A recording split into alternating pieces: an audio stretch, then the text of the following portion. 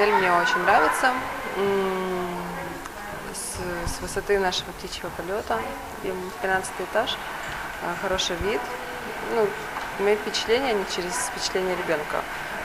Он вылазит, говорит: смотри, фонтанчик. Море у нас свое есть, но тем не менее вот эти леса, которые с правой стороны, там прям тайга, можно сказать, очень впечатляет.